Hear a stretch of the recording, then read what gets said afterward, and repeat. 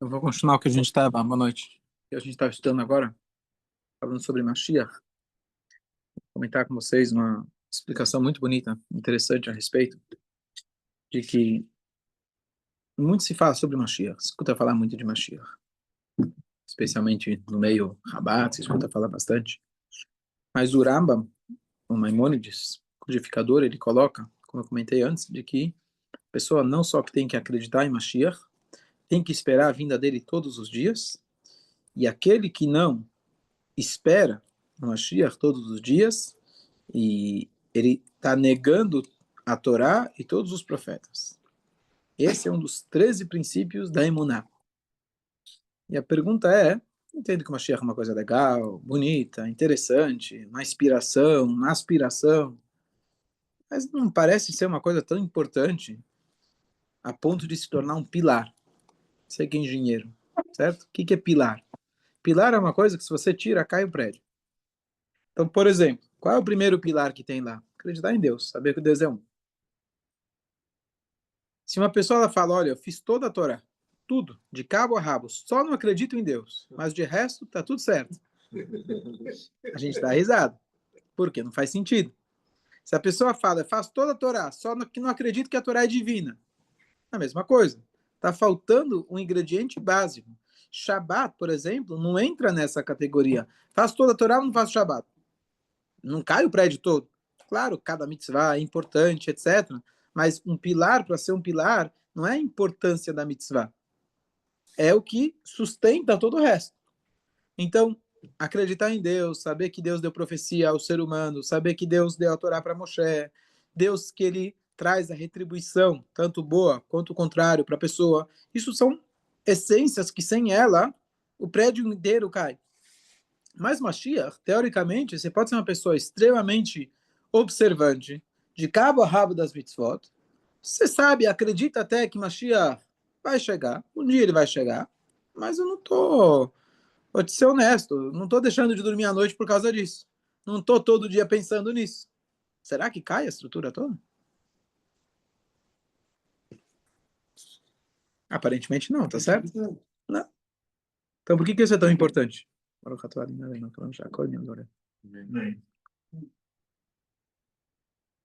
da redenção. O que é? Por causa da redenção. Essa é Mashiach, Sim. redenção. Mas e se eu não acredito? Se eu não ansiar pela redenção? Faço todas as Difícil. mitzvot. É difícil. Por quê? Você está vendo? Você tem ansiedade, você tem o dia a dia, você não é um eremita. Você Não, está mas eu no. tô bem. Baruch Hashem, meus filhos estão bem, minha família tá boa, minhas contas estão pagas. Mesmo assim, Consigo rezar de manhã, à tarde, à noite, estudo, faço todas as mitzvot. você é cego? Não. Porque você faz mitzvot que você lê. Se você vê o mundo, você vê o teu irmão sofrendo, você vê o mundo desabando, isso daí não te incomoda? Boa. Então, a boa. Então, a resposta, uma das respostas que as pessoas dão é o que você falou, certo? Então, o que as pessoas falam? Bom, é verdade, talvez para mim a vida até que seja razoável, mas vamos concordar que tem gente sofrendo, inclusive eu digo, mas se olhar o mundo como um todo, falta muito, né? Então, eu deveria estar, por compaixão aos outros, pelo menos, mesmo que eu esteja bem, para pensar nos outros. Mas para mim tá tudo certo. Vamos supor, minha vida Baruch Hashem tá perfeita, tá ótima. Então, aí a gente entra na numa anedota daquele, não é uma até uma história verídica, mas que o rabino chegou numa cidade e ele falou para as pessoas, pessoal, uma cidade da Rússia, da Europa antiga, ele vira e fala, pessoal, Mashiach está chegando, a gente vai para Israel. O homem está na sinagoga, ele ficou empolgado, ele achou bonita essa história. Ele chega em casa, conta para a esposa, se prepara que daqui a pouco a gente vai para Israel. Vamos para Israel? Por quê? Não, o Rabino falou que o Mashiach está chegando. Não estou muito interessado nessa história. Pode falar para o Rabino que eu não concordei. Ele, com bom marido, olha, volta lá, olha. Minha esposa mandou dizer que não gostou dessa história. Mas como? Explica para ela que aqui a gente tem os cossacos, que eram aqueles grupos que vinham, destruíam, matavam judeus, etc. Tá bom, desculpa, eu não pensei nisso, eu vou contar para minha esposa. Chega e conta para a história, esposa, olha, tem os cossacos, né? Ela sabe o quê? Fala para o Rabino mandar esse Mashiach com os cossacos para Israel, que eu gostei aqui da minha casa, eu estou bem aqui. Por quê? Porque se você imagina Mashiach como alguém que vai resolver teus problemas, pode dar outro jeito. Tem outras formas de resolver teus problemas. Se Mashiach está aí para resolver os suras, que não são poucos, e é verdade, ele vai fazer isso também, mas se é para resolver os suras, isso não torna ainda Mashiach um pilar. Não torna algo que sem isso a estrutura do judaísmo não funciona. É uma coisa legal, importante. Eu posso pedir para Deus todos os dias, mas essa ansiedade de acreditar, essa crença, se é para resolver tsuras, tem outras formas. Eu posso rezar para o Trump e fazer as pazes lá com não sei quem, e tá tudo certo. Não precisa de Mashiach para isso. Tem outras formas. Concorda? Não. Tá bom, ufa. Você me deixou preocupado. Se você concordasse, eu achei que Mashiach chegou. Então, ok. Então não chegou ainda. Mas logo, logo vai chegar. Então, mas eu vou continuar mesmo assim. Se eu conseguir com você concordar, vai ser difícil. Então, não, eu sei, mas eu te conheço. Tá bom. Não. Não precisa, já tô no meio. Obrigado. Bom, então o que torna a Mashiach uma coisa tão importante? A pergunta é a seguinte, você precisa entender o que é Mashiach. Pelo jeito, a gente não sabe o que é Mashiach. Se você acha que Mashiach é o cara que vai resolver teus problemas, você está acreditando numa coisa errada. Porque Mashiach não está aqui para resolver teus problemas. Vai resolver também. Mas você tem que resolver teus problemas de outra forma. Cada um tem que resolver os teus. Pede para Deus. Ele vai trazer a cura, ele vai trazer a parnassá, e pronto. Não é isso que é Mashiach. Essa não é a definição de Mashiach. A definição de Mashiach é uma coisa completamente contrária, completamente diferente. O que acontece é o seguinte, imagina que você está descendo a Pacaembu, passando o túnel, tem aquele canteiro, aquelas plantaçõezinhas lá, da prefeitura, que eles cuidam. Aí você vê, tem um cara que ele está cavando os buracos, chega outro cara que ele tampa os buracos. Você para lá o carro, fala, estranho. Um cara cava, o outro tampa, qual que é o sentido? Ele vira e fala, olha, na verdade somos em três. Um cava, um semeia e o outro tampa. O cara que não semeia não veio hoje. Eu não vou deixar de perder o meu ganha-pão de hoje. Tá certo? Então no Brasil isso acontece. Ele está lá trabalhando, ele é o peão da obra, ele está fazendo a parte dele. Se resolve ou não resolve, é importante que eu ganhe meu salário. Agora, isso para um judeu não funciona. Um judeu, quando ele está servindo a Hashem, ele tem que saber qual é o objetivo. Se você vai numa obra, usando ainda o exemplo do pilar, e você pergunta para o, talvez não o peão, mas o, como chama o próximo, né, da escala? Mestre de obras. Pergunta, mas o que vai ser aqui esse prédio? Vai ser comercial? Vai ser residencial? Vai ser qual que é? Olha, honestamente, eu não sei. E também pouco me importa. Eu estou aqui pegando o negócio e eu vou seguindo. Bom, não é esse cara que você vai querer promover ele para... Porque não está envolvido na causa. A gente não é peão de obra só. A gente está aqui e a gente tem que se envolver na causa. E se você entender a causa, entender o objetivo, Mashiach vai fazer parte essencial desse objetivo. E se você não entende e espera por Mashiach, você não faz parte dessa construção. Você é o cara que abriu, tampou buraco, estudou de manhã, rezou de manhã, fez todas as mitzvot, mas se você não esperou por Mashiach, você não está nem entendendo o que está fazendo. Por quê? Porque todo o objetivo das mitzvot, da Torá, que a gente faz, Deus ele coloca, claro, que ele tinha um objetivo. O objetivo dele é tornar o mundo, letaken olam, fazer o mundo perfeito. Ainda parece que estamos longe disso, mas vamos chegar lá, estamos quase chegando. Mas Hashem ele deu as mitzvot para letzaref et abriot, para conseguir melhorar esse mundo. Ele tinha um objetivo na criação dele. Tudo que a gente faz, a gente tem um objetivo. Se Hashem criou o mundo, você acha que não tinha um objetivo? Ele criou para criar. Esse objetivo tem uma meta. Quando a gente faz alguma coisa, a gente faz um projeto, você tem uma meta, você tem um objetivo aonde você quer chegar. Você tem o processo, que não é menos importante, também deve ser curtido, mas você tem uma meta. Se você não entra no espírito dessa meta, você está muito distante. Então, da mesma maneira que a pessoa tem que acreditar que existe Hashem, que ele nos deu a Torá, que existe recompensa, eu preciso me conectar de qual é a meta disso tudo. E a partir dessa meta, dessa visão, desse entendimento, você vai entender que é impossível eu me contentar com acordar de manhã, rezar, estudar, pagar minhas contas e está todo mundo saudável. Por que não? Porque se você for olhar na Torá, o que é esperado de cada um de nós são 613 mitzvot. Quantas a gente consegue cumprir hoje em dia, estando no Galut? Menos que um terço. Tô nem aí, importa. Enquanto quando tiver Beit HaMikdash, vou fazer Korban. Enquanto não tem, tô bem. Não, senhor. Se a Torá foi dada e ela espera que você faça essas mitzvot, você tem que estar o tempo todo. E aí? E quando que vai acontecer? Não por você, quando o Mashiach vai resolver meus problemas. Porque se for por aí, você manda os cossacos para Israel e resolve. Quando que eu vou poder ir para Israel? Não por mim. Assim como Moshe Rabbeinu, ele pede, ele vai e começa a insistir para Deus, deixa por favor eu entrar na terra. O que ele queria? Comer no restaurante, na Ben Yehuda? O que ele queria? Tirar uma foto no Kotel, mandar para a família? O que ele estava querendo?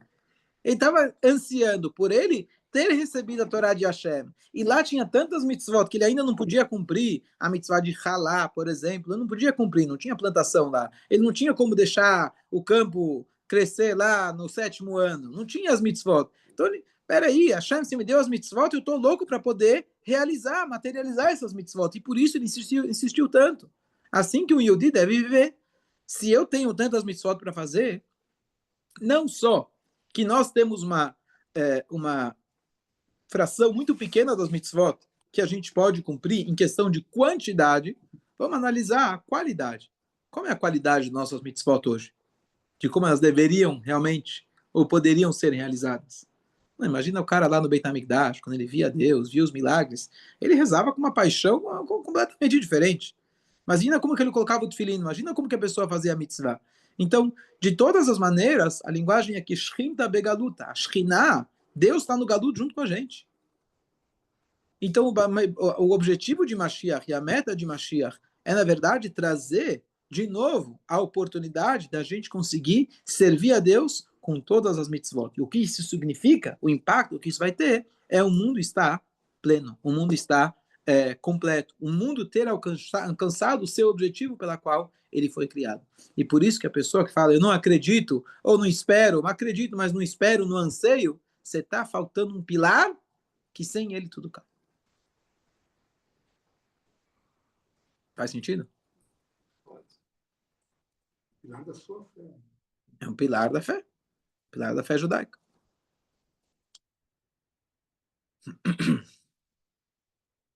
E o que vai acontecer de fato, então? Ele é o objetivo maior. Esse é o objetivo. Esse é o objetivo. Então, com essa compreensão... Está claro? Está claro, está claro.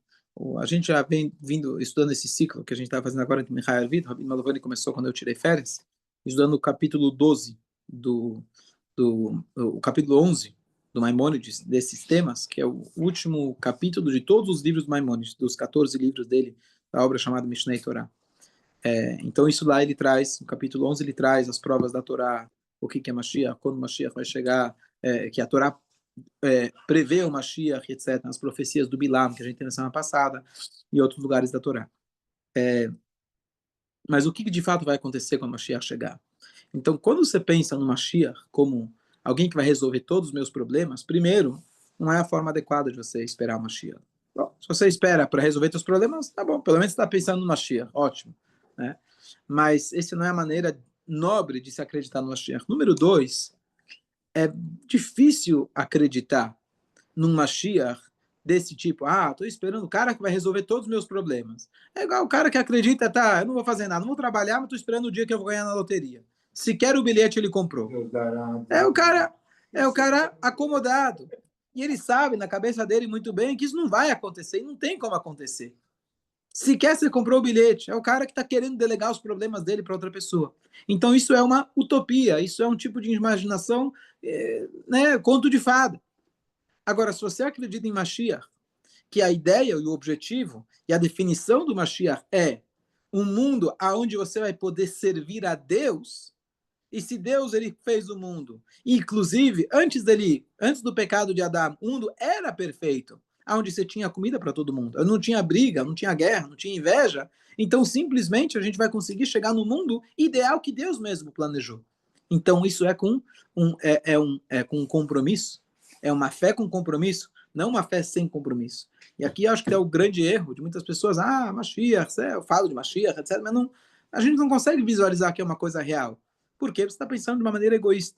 A partir do momento que você vai entender que não é para você o Mashiach, o você vai ser o efeito colateral positivo, mas você não é o objetivo é que Hashem tenha a meta dele realizada e completa, aí você consegue entender melhor Mashiach.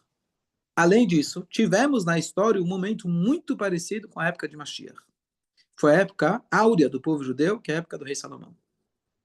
A época do Shlomo Melech, que veio depois do Davi, que ele conseguiu fazer as guerras, eliminar qualquer ameaça dos povos, nossos inimigos. Chegou Shlomo Melech, ele foi reconhecido por todos os outros povos. A rainha de Sabá foi visitar ele, conforme algumas opiniões, inclusive se casou com ele. Você tinha vários outros, quem era importante naquela época foi até o Shlomo Melech e reconheceu a sabedoria dele.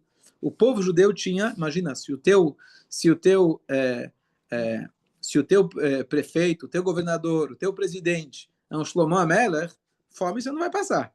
Você pode ter certeza que vai ter abundância, prosperidade em Eretz Israel.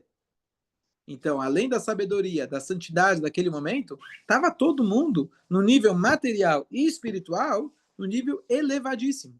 Então, isso já aconteceu, não é fora de cogitação.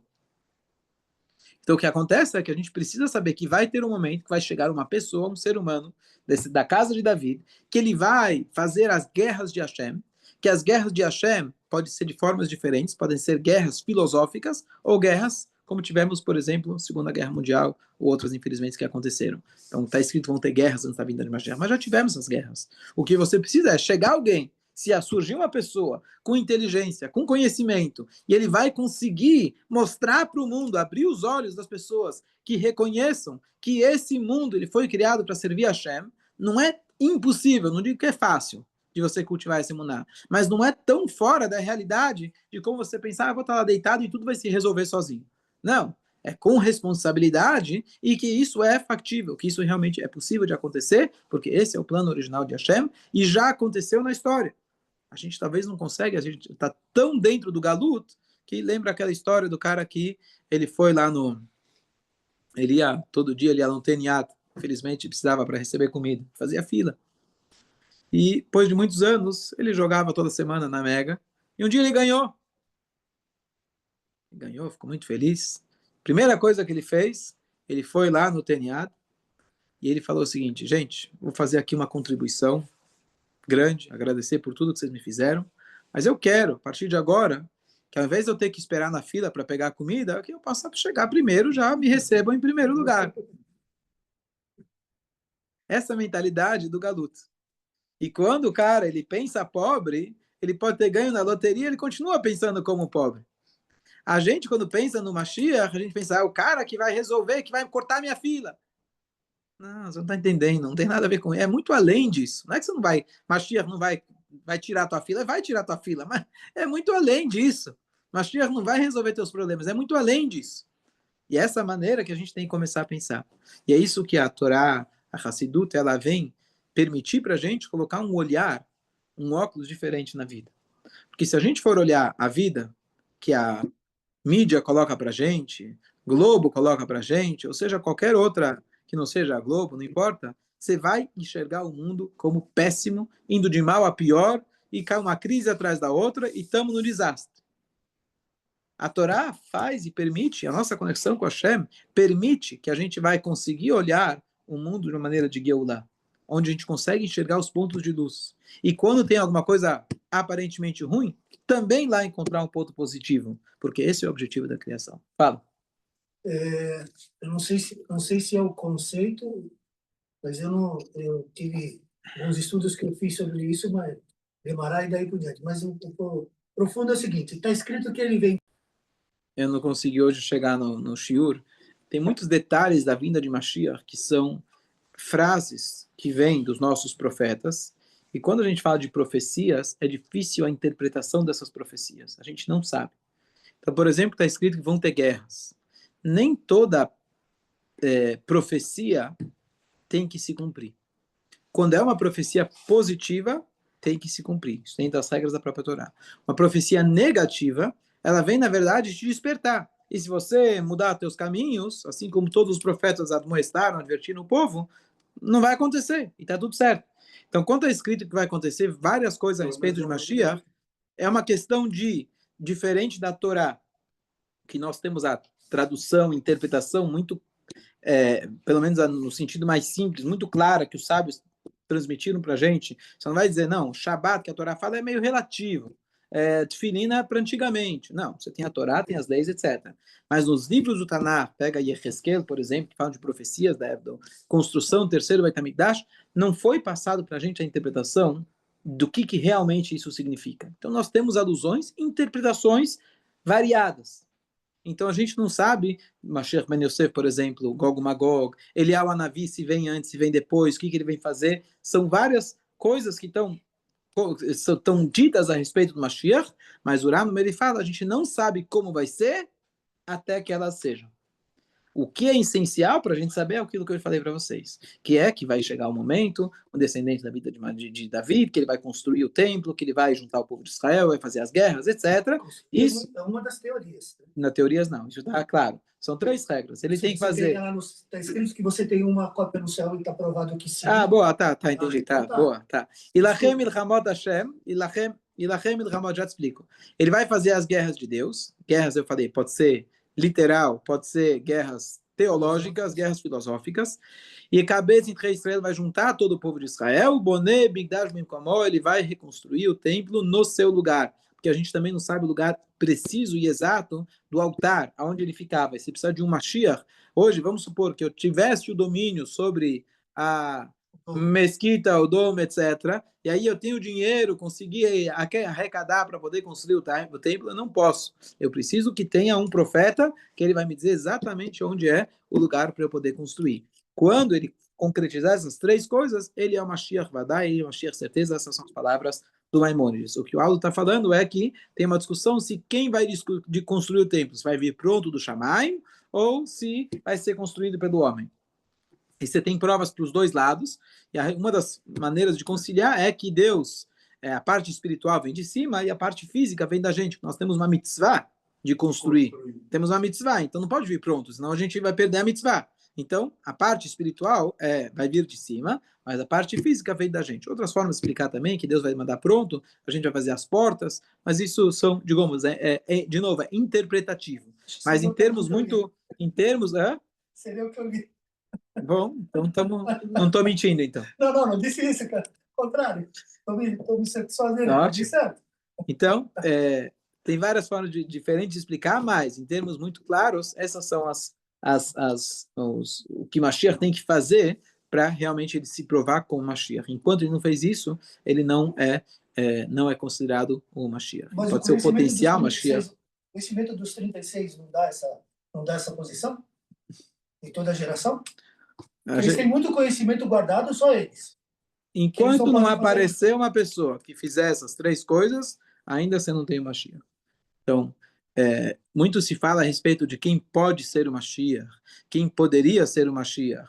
Enquanto o Mashiach não chegou e realizou essas 3 coisas, infelizmente estamos no Galut.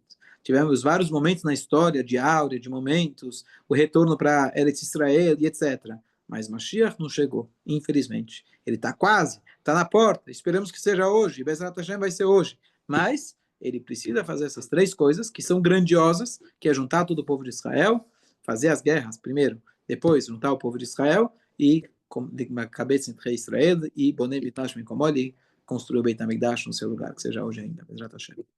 Correto.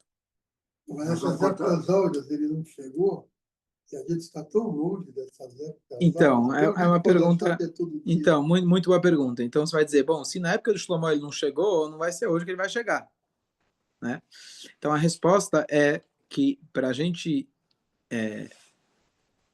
poder avaliar alguma coisa, depende muito o óculos que você está usando. Se você usa um óculos azul, você vai enxergar tudo azul.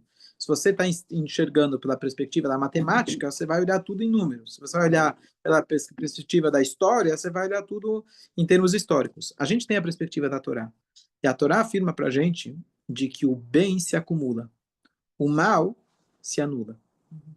Que uma chama de uma vela consegue iluminar muita escuridão. por mais que a gente olhe para o mundo, e talvez com uma visão poluída, que a gente cresceu assistindo televisão, talvez, e vendo o que o mundo apresenta para a gente, eu posso dizer, não, acho que o mundo está muito longe de Mashiach. Mas se você levar em conta, ontem eu dei o shur a respeito disso, ficou gravado, depois posso mandar, sobre a evolução do mundo de maneira geral, pega de gerações, poucas, 100, 200 anos atrás, fome mundial, mortalidade infantil, Deus nos livre, expectativa de vida, 1990 para 2... Esqueci agora os dados, ontem eu passei tudo direitinho. Expectativa passou de 40 para 80 ou 90. E como tantas coisas mudaram, pessoas morrendo por violência, por guerras, etc., mudou completamente, evoluiu muito. E mesmo que você vai dizer, não, mas agora está tendo outras guerras, pode até ser. Mas tudo que se acumula, tudo que foi feito de bom ao longo da história, ele se manteve. O bem, ele se mantém, ele nunca se anula. O mal, em um instante, ele desaparece. Em um instante, estoura um bíper e acaba com todo o Hezbollah. Em um instante, cai uma bomba, o mal, ele faz muito barulho. Mas na hora que você vê a verdade, toda aquela mentira se dissipa. Quando você dá de cara com a verdade, tudo... Tem um videozinho que eu recebi faz tempo. Hoje tudo é relativo. Né? Não se sabe mais quem é homem, quem é mulher, tudo é interpretativo, a mentira virou verdade. Certo? Tudo bem, ok. E aí tem um videozinho fazendo, né, uma tirada de todo esse ano.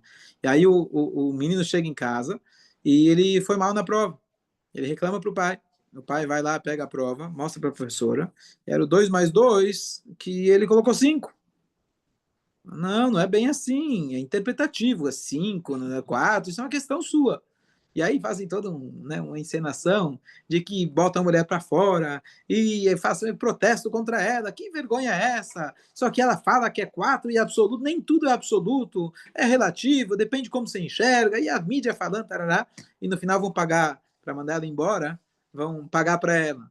E aí no cálculo de quanto ia pagar para ela, ela exigiu também o valor errado. E aí quer dizer, quando você dá de cara com a verdade, todo esse barulho, todas essas coisas, eles fazem muito barulho, mas perante a verdade tudo cai. Então, isso vai acontecer quando o Mashiach chegar. Ou seja, pode até parecer, da maneira que eu estou olhando o mundo, que ainda está muito longe. Mas eu preciso colocar o óculos da Torá, de Hashem, e conseguir enxergar como realmente, em tudo, a gente consegue enxergar um ponto redentor. Isso é, aliás, isso é uma Mashiach individual que cada um de nós tem que fazer. Enquanto, infelizmente, o Mashiach global não chegou, a nossa missão e objetivo é fazer o quê? Passar a usar esse óculos, de enxergar a nossa vida, enxergar tudo o que acontece com esse olhar redentor de Mashiach. Amém. Amém.